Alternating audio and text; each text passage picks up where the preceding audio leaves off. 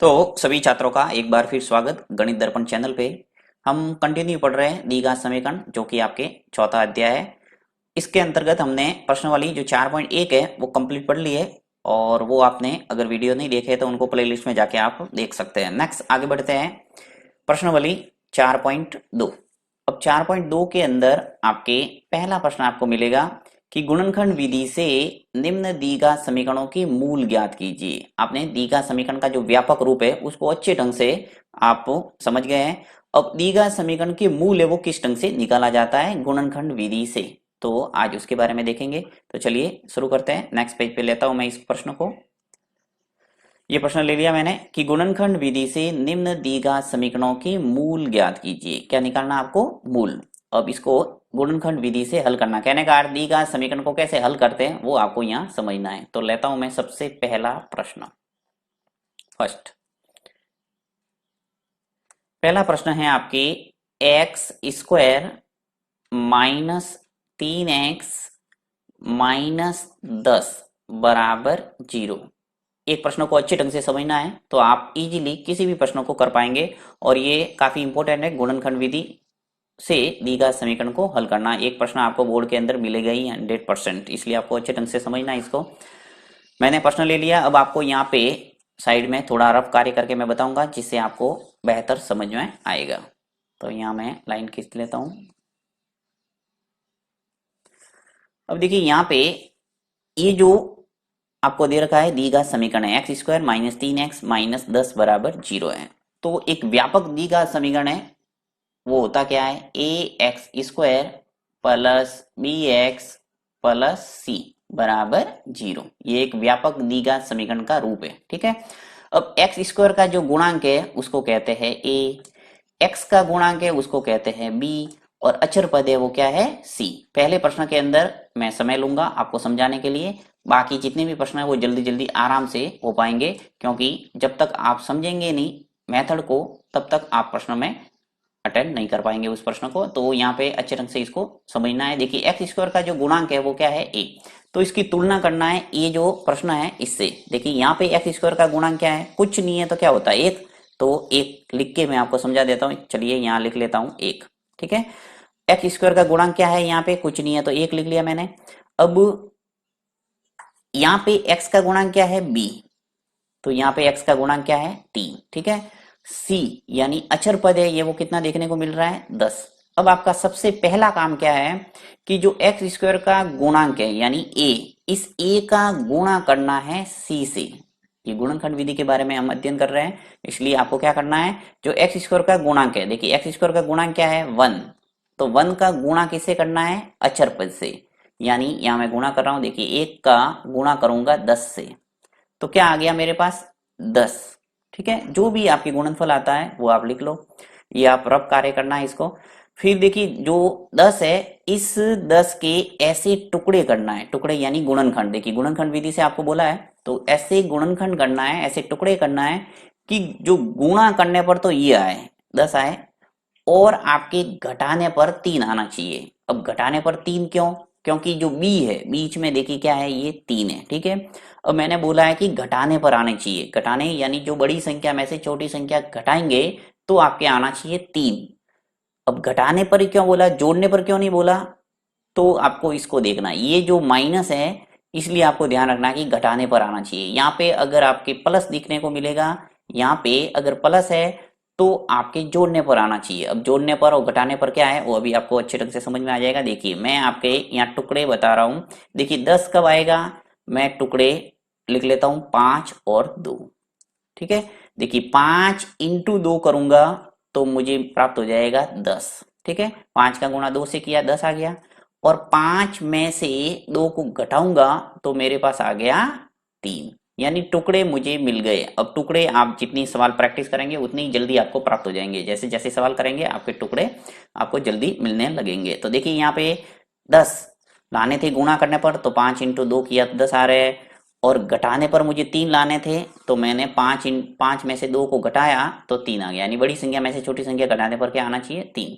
तो अब आपको क्या करना है, जो ये 5 और 2 है, यानी ये 5 और 2 आपने जो टुकड़े प्राप्त किए, गुणनखंड प्राप्त किए, उनको रिप्लेस करना है इस 3x की जगह। ये आपका यहाँ सवाल है। तो मैं लेता हूँ सवाल के अंदर वापस क्या करना है, देखिए इसको हटा देते हैं और जो एक है उसको भी हटा देता हूँ, क्योंकि ये सिर्फ समझाने के लिए मैंने आपको लिखा है, आपको नहीं लिखना है। अब देखिए यहाँ पे जो एक्स स्क्वायर है इसमें कोई चेंज नहीं करना है, ये ऐसा का ऐसा। ये जो -3x है इसकी जगह आपको 5 और 2 रखना है। अब देखिए यहाँ पे जो 3x है वो माइनस के आगे क्या है, माइनस, तो घटाना है मुझे, तो एक माइनस का एक प्लस का लिखना पड़ेगा तभी घटेगा। तो मैं लिख लेता हूँ, देखिए माइनस के 5x और प्लस के लिखूंगा 2x। 5 और 2 मुझे रिप्लेस करना है 3x की जगह पे। मैंने 5x के आगे माइनस लिखा है, 2x के आगे प्लस लिखा है। अब क्यों लिखा है बड़ी संख्या के आगे माइनस, क्योंकि घटाएंगे तो माइनस के 3x आने चाहिए। बड़ी संख्या में से छोटी संख्या घटाएंगे तो क्या आ जाएगा, माइनस का 3x। ये थोड़ा सिंबल का आप ध्यान रखना। अब देखिए माइनस के 10x पीछे ऐसे के ऐसे लिखना है, इसमें कोई चेंज करना नहीं है, बराबर 0।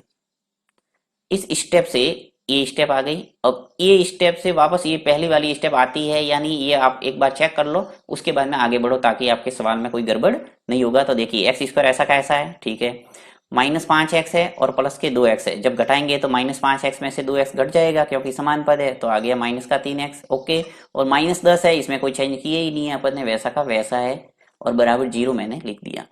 ये स्टेप आपके मेन है। उसके बाद में बहुत इजी काम है, आपको दो दो पद के अंदर से कॉमन लेना। देखिए एक्स स्क्वायर है और यहाँ -5 है, इन दोनों में आपको समान क्या नजर आ रहा है, एक्स, तो एक्स को पकड़ के बाहर ले लो, ये बाहर आ गया।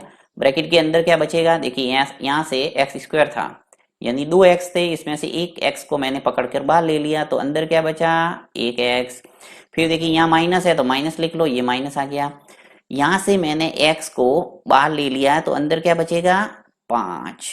अब बाहर लेने का मतलब होता है कॉमन, और कॉमन का अर्थ हुआ भाग जा रहा है, ठीक है। यहाँ पे एक्स स्क्वायर के अंदर x का भाग गया तो x आ गया, 5x के अंदर x का भाग गया तो 5 आ गया, ठीक है। अब इसकी बारी, इन दोनों पदों के अंदर आपको कॉमन लेना। इन दोनों के अंदर मैंने पहले इन दोनों के अंदर कॉमन लिया, अब मैं इनके अंदर कॉमन ले रहा हूं, ठीक है। अब देखिए 2x और -10 है, इन दोनों के अंदर क्या कॉमन है, कॉमन का अर्थ है दोनों में किसका भाग जा रहा है। तो देखिए 2x और 10 के अंदर सिर्फ 2 ऐसे संख्या है जो दोनों में भाग जा रहा है। 2x के अंदर 2 का भाग जाएगा और 10 के अंदर भी 2 का भाग जा रहा है, इसलिए मैं क्या करता हूँ, 2 को कॉमन ले लेता हूँ। तो प्लस, देखिए यहाँ प्लस है तो यहाँ प्लस आ जाएगा, यहाँ माइनस है तो यहाँ माइनस आ जाएगा। 2 आ गया कॉमन, अंदर क्या रहा, यहाँ पर देखिए x है, x रह जाएगा क्योंकि 2 अपन ने बाहर ले लिए, यानी 2 का भाग जाएगा तो 2 से 2 कैंसिल हो जाएंगे, x बच जाएगा। फिर माइनस है तो माइनस आ जाएगा, 2 का भाग जाएगा 10 के अंदर तो कितनी बार जाएगा, 5 बार, 5 बार चला गया और बराबर 0, ऐसा का ऐसा, ठीक है। अब वापस देखो, यहां से लगाकर यहां तक ये पूरा एक पद है और ये पूरा एक पद है। इन दोनों के अंदर आपको क्या समान नजर आ रहा है, x-5 और x-5 समान नजर आ रहा है, इसलिए मैं x-5 को वापस कॉमन ले लेता हूं। तो x-5 है वो कॉमन आ गया, तो अंदर क्या बचा, देखिए यहां से x-5 है, कॉमन ले लिया तो अंदर क्या बचा, यहां से एक x, ये x रह जाएगा। फिर x-5 यहां से भी मैं बाहर ले लिया तो ये प्लस का 2 है वो रह जाएगा अंदर, तो प्लस का 2 आ जाएगा बराबर 0।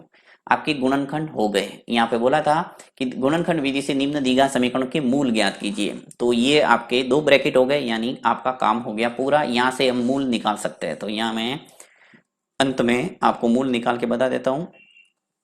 इसको हटा देते हैं, ये मैंने रफ कार्य किया आपको समझाने के लिए।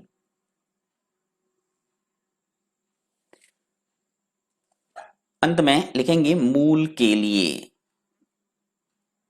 मूल के लिए।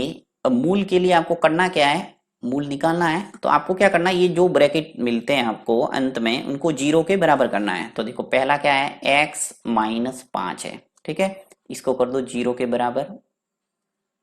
तो x का मान क्या आ जाएगा, देखिए माइनस का जो 5 है पक्षांतर होके राइट हैंड साइड में जाएगा तो आ जाएगा प्लस का 5, यानी कि आपके x बराबर आ गया 5। एक मूल आपके प्राप्त हो गया, x बराबर 5, ब्रैकेट के अंदर बंद कर दो इसको। इसी प्रकार और करके दूसरा निकाल दो।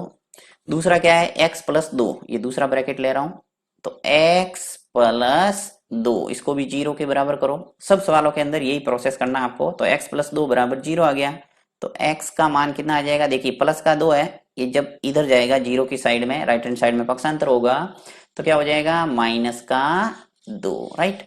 तो इस ढंग से आपके दूसरा मूल भी आपके प्राप्त हो गया। तो हमेशा ध्यान रखना है द्विघात समीकरण के अंदर कितने मूल प्राप्त होंगे आपको, 2। द्विघात यानी दो घात, दो घात है तो दो मूल आएंगे, त्रिघात है तो 3 मूल आएंगे, ऐसे ही होता है। अब देखिए x बराबर -2 आ गया, अंत में आप लिख सकते हैं अतः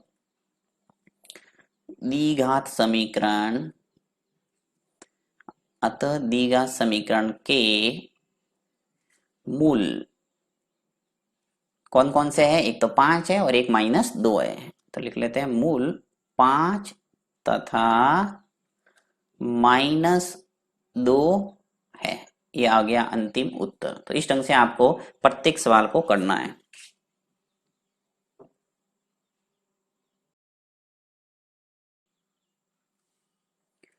चलिए तो नेक्स्ट प्रश्न लेते हैं। अब नेक्स्ट प्रश्न क्या है, सेकंड, 2x² प्लस x -6 बराबर 0, ये आपके क्वेश्चन है।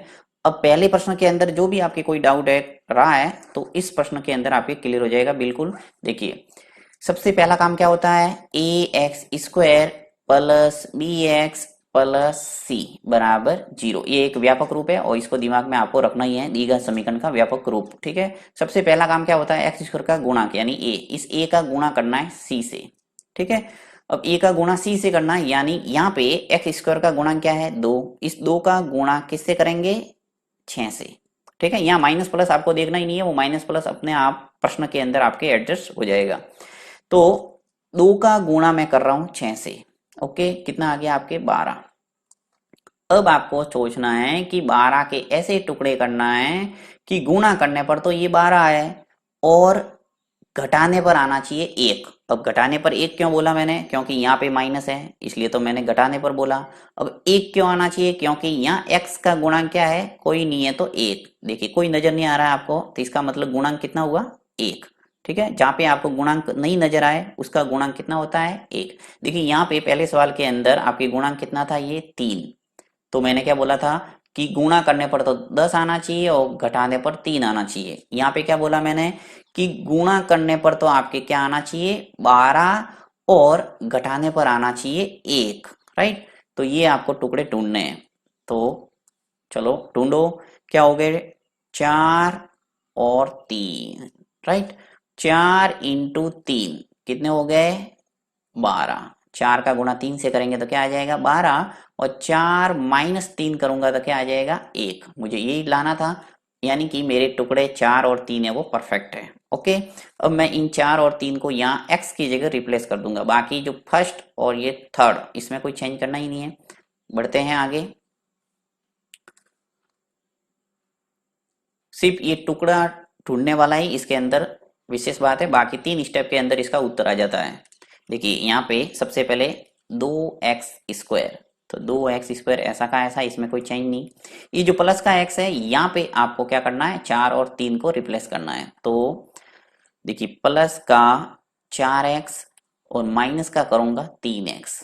देखिए बड़ी संख्या के आगे अब मैंने प्लस लिखा है, क्यों लिखा है, क्योंकि मुझे प्लस का x चाहिए, राइट। यहाँ पे माइनस का 3x था पहले प्रश्न के अंदर, तो मैंने बड़ी संख्या के आगे माइनस लिखा था, राइट। तो माइनस प्लस का पूरी तरह से आपको ध्यान रखना पड़ेगा, और इससे अगर माइनस प्लस का कोई डाउट है कंफ्यूजन है तो इससे संबंधित मैंने चिन्ह वाला एक वीडियो बनाया हुआ है, आप उस वीडियो को जरूर देख लेना, जिससे चिन्ह से संबंधित बिल्कुल डाउट है वो आपके क्लियर हो जाएगा। अब देखिए -6 अंत में ये ऐसा का ऐसा लिखना है। अब आपको दो दो पदों के अंदर कॉमन संख्या लेना है, यानी किसका भाग दोनों में जा रहा है वो आपको पकड़ के बाहर लेना है। तो यहां से एक तो 2 है जो दोनों को डिवाइड कर रहा है, तो 2 को मैं बाहर ले लेता हूं, चलिए 2 बाहर आ गया। इसी प्रकार x और है जो दोनों में है, तो x² है यहाँ और यहाँ x है, इसका मतलब x भी बाहर आएगा, तो x को बाहर ले लिया। अंदर क्या बचा 2 का भाग जाएगा इस 2x² के अंदर, तो 2 2 कैंसिल हो जाएगा। x² में से एक x मैंने बाहर ले लिया है, तो अंदर रह जाएगा हमारे पास x, ठीक है। फिर देखिए यहां से ये जो 4x है इसके अंदर 2x का भाग जाएगा, तो 4 में 2 का भाग जाएगा कितनी बार 2 बार, और एक x था वो पूरा का पूरा बाहर आ गया, यानी x में x का भाग जाएगा 1 बार, ठीक है। तो x + 2 रह गया। यहाँ देखिए -3x और माइनस के 6 इन दोनों के अंदर आपको कॉमन लेना है। तो कॉमन लेने के लिए आपको देखना पड़ेगा किसका भाग जा रहा है दोनों में अंदर। तो 3 का भाग दोनों में जाएगा तो माइनस का 3 है वो बाहर ले लूंगा। देखिए यहाँ पे माइनस प्लस क्या लेना है वो आपको सोचने का काम नहीं। यहाँ जो माइनस है तो माइनस ले लो, यहाँ अगर प्लस है तो प्लस ले लो। तो माइनस आ गया 3 बाहर, तो यहाँ ब्रैकेट के अंदर क्या रह जाएगा x, क्योंकि 3 तो बाहर ले लिया है। अब देखिए यहाँ पे -3 है वो बाहर है, यानी कि -3 का -6 में भाग जाएगा तो हो जाएगा प्लस का 6, माइनस माइनस प्लस हो गया। 3 का भाग 6 में कितनी बार जाता है 2 बार, तो x + 2 आ गया बराबर आ गया 0। ओके, अब वापस देखिए यहाँ से लगाकर यहाँ तक पूरा एक पद है और ये दूसरा पद, इन दोनों के अंदर आपको क्या कॉमन नजर आ रहा है x + 2 और x + 2। हमेशा ऐसी स्थिति आपको देखने को मिलेगी हर सवाल के अंदर। अगर ऐसा नहीं बन रहा है जैसे यहाँ x + 2 है और यहाँ आपके बन रहा है x - 2, तो यही आपके सवाल गड़बड़ हो गया है, आपको रीचेक करना है वापस प्रश्न को। तो x + 2 मैं कॉमन ले लेता हूं। देखिए x + 2 है वो बाहर आ गया वापस, तो अंदर क्या बचा, यहाँ से x + 2 मैंने बाहर ले लिया तो अंदर क्या बचा है 2x, यहाँ से आ गया 2x। फिर देखिए x + 2 बाहर ले ली इसमें से, तो क्या बच गया मेरे माइनस का 3, तो ये आ गया -3 बराबर 0। 2 ब्रैकेट हो गए, यानी आपके मूल निकल सकते हैं इन ब्रैकेट से। तो यहाँ निकाल देते हैं मूल के लिए।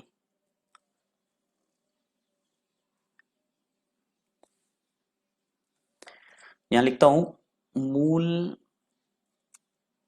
के लिए। मूल के लिए क्या करना पड़ता है, दोनों ब्रैकेट को 0 के बराबर करना है। तो यहाँ पहला ब्रैकेट लेता हूँ x + 2, ब्रैकेट खोल के लिख लो सीधा। तो x + 2 को 0 के बराबर कर दो, तो आ गया पहला मूल आपके x बराबर, देखिए प्लस का 2 पक्षांतर होकर इधर जाएगा तो आ जाएगा -2, यानी पहला मूल आपके निकल गया -2। ठीक है, नेक्स्ट दूसरा आपके मूल निकालने के लिए दूसरा ब्रैकेट 0 के बराबर करो। तो 2x - 3 है, 2x - 3 बराबर 0। अब यहाँ पे 2x को इधर ही रखो, -3 पक्षांतर करके 0 के साइड में लेके जाएंगे, यानी पक्षांतर करना है लेफ्ट हैंड साइड से, जब राइट हैंड साइड में जाएगा तो आ जाएगा +3। अब x मुझे तो लाना है, तो x का मान क्या आ जाएगा 3, और ये गुणांक है 2x के साथ में, तो 2 का लग जाएगा भाग, तो 3/2, यानी दूसरा जो मूल है वो 3/2 है। लिख लो अतः मूल क्या क्या है -2 और दूसरा है 3/2। ये आ गया आपके आंसर।